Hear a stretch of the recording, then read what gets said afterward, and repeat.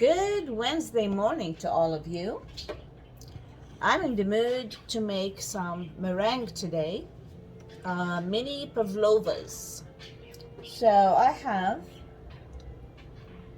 8 egg whites that I've saved after I made some béarnaise sauce the other day,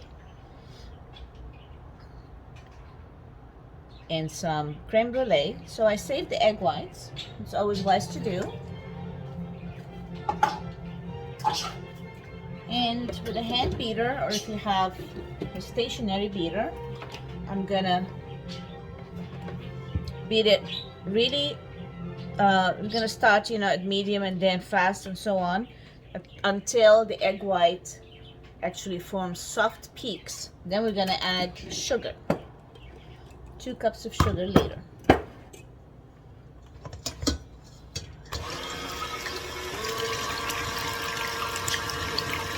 Pavlova is a dessert from New Zealand and Australia, and it's named after a famous skier, Anna Pavlova. And it's a nice fluffy egg white dessert that once it's cooked, it is kind of mushy in the middle like marshmallows, and the sides are nice and firm and crunchy, and it's just a lovely consistency. And spring and summer is wonderful to make pavlovas because of all the fresh fruits and berries that we have. Sugar is essential to make any kind of meringue because sugar keeps the firmness of the egg white. Also, the acid from tartar powder, cream of tartar, keeps the same way, keeps the egg whites nice and firm, and it helps firm it up and keep it that way instead of deflating. Then we're going to add vanilla for flavor. You can add your favorite liqueur there if you want, just a little bit of it, a teaspoon, or vanilla. And cornstarch is essential also to keep the egg whites stable. So the egg whites stay stable and peaked with sugar, cream of tartar, the acid of that, and the cornstarch. I'm gonna raise the speed on my hand blender right now.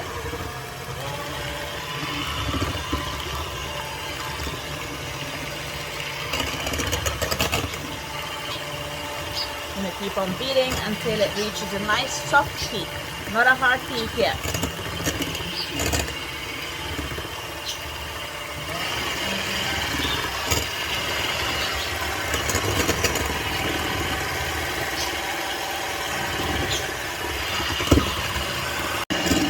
Now that there's some soft peaks happening, we're going to add 2 cups of superfine granulated sugar, 1 cup at a time, slowly, and incorporate it in the egg whites.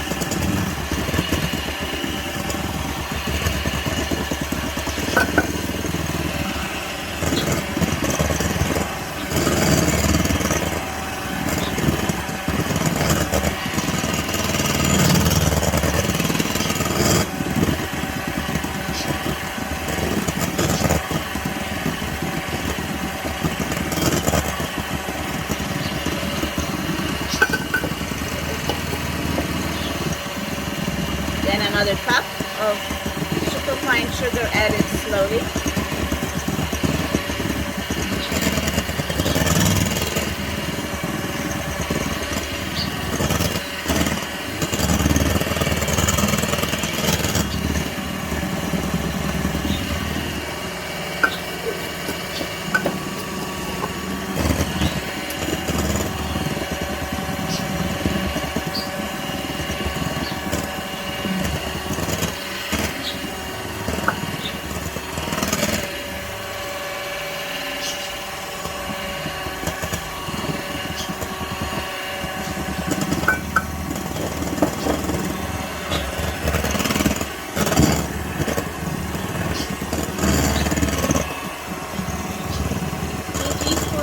Nutella.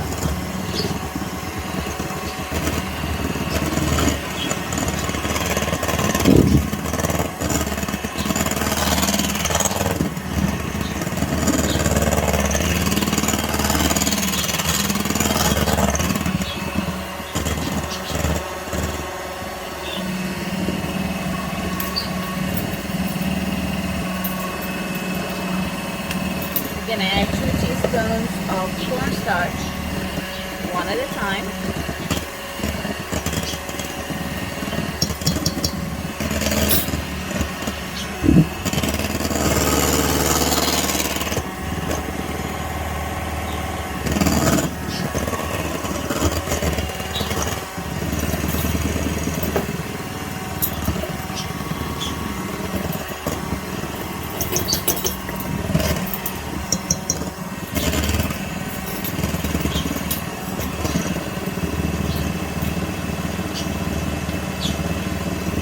Then 1 teaspoon of cream of tartar, a little bit at a time.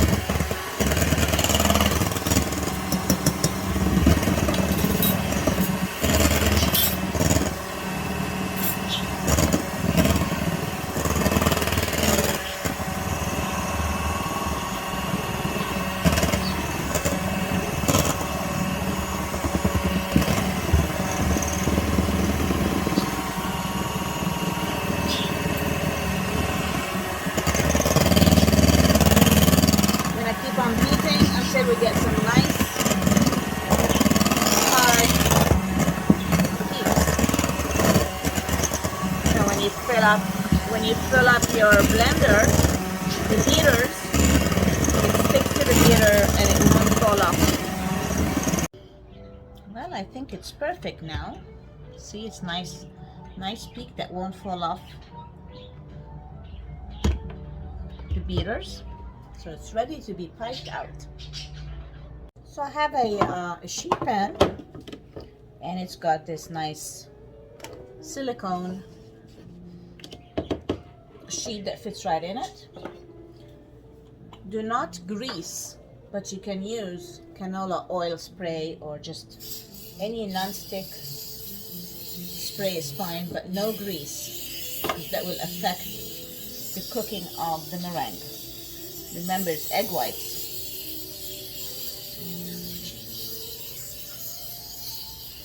Okay.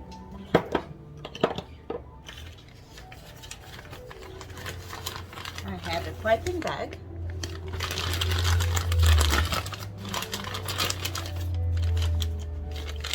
That I will fill with the meringue.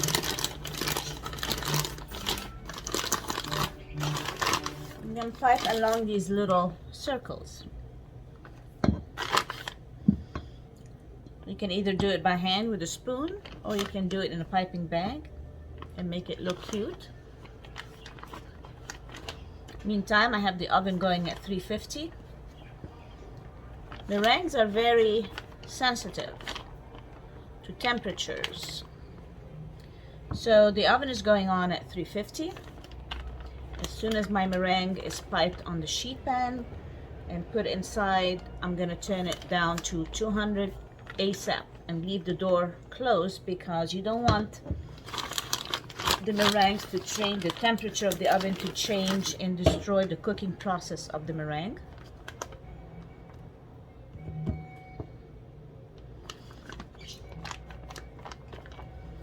And once it's at 200 degrees, we'll keep it there for 90 minutes, then turn the oven off.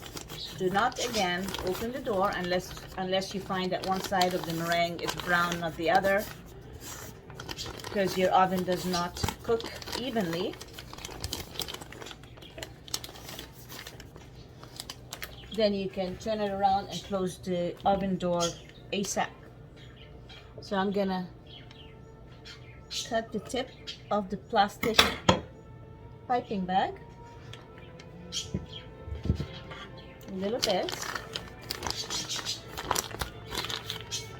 and then start piping away. So the secret is to make a base, but you need to make the sides higher because the base will carry your whipped cream and your fruits or berries or whatever.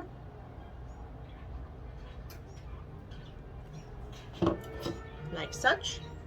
See how there's a dent in the middle and higher on the sides.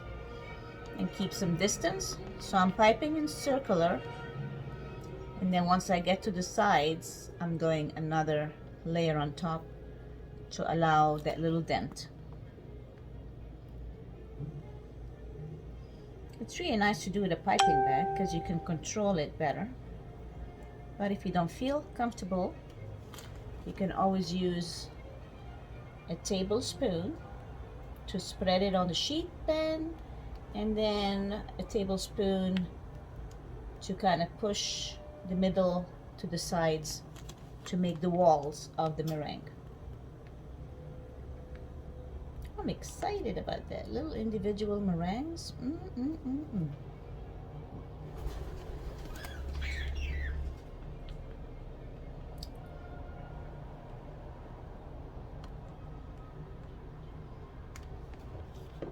See how that goes? This is about 12 pieces.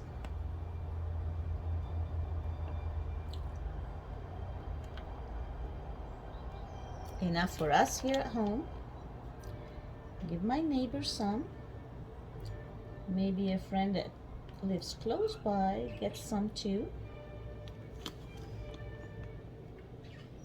And it's like I said before, it's a wonderful dessert in the summer and spring because of the fruit.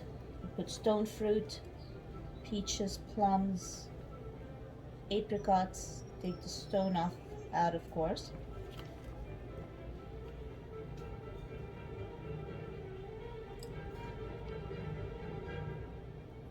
And meringues, once they're cooked and cooled completely, can be transferred to an airtight container, and they can last for up to 2 days without losing composure.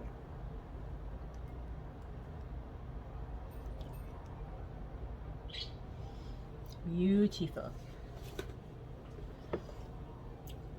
I'm gonna put that in now, the 350 oven, and turn it down to 200 right away.